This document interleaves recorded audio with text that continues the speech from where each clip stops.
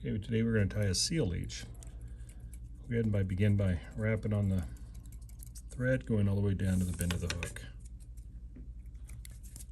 We've created a blend of Angora along with a sparkle leech dubbing that we use in the shop. Blending is very easy. It's just a matter of taking the materials and pulling them together, getting them all mixed thoroughly. We're going to need a little bit of this for the tail.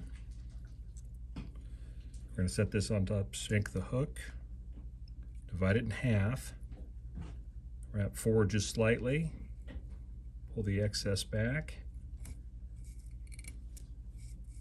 and that'll form our tail. The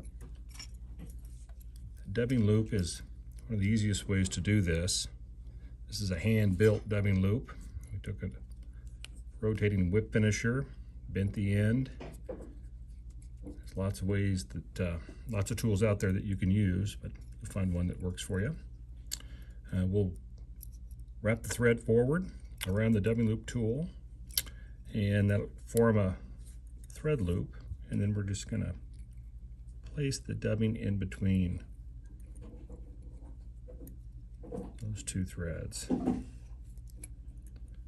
may take me a couple of turns on this to make it, and it's just a matter of spinning this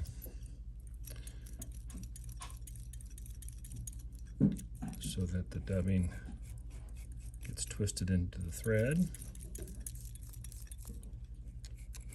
Pulling out some of the fibers.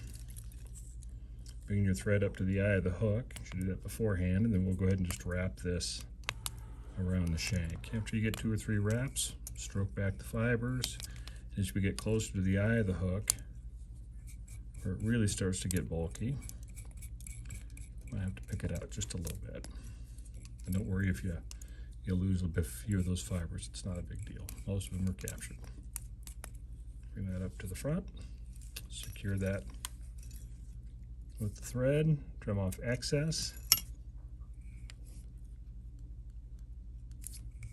And then pin it down. Not a bad idea to just run your scissors through the dubbing just to help pick out a few of those fibers. And then a quick whip finish. The hardest part about this is making the blends. And when you find blends you really like, you got to write them down so that you can replicate it in the future.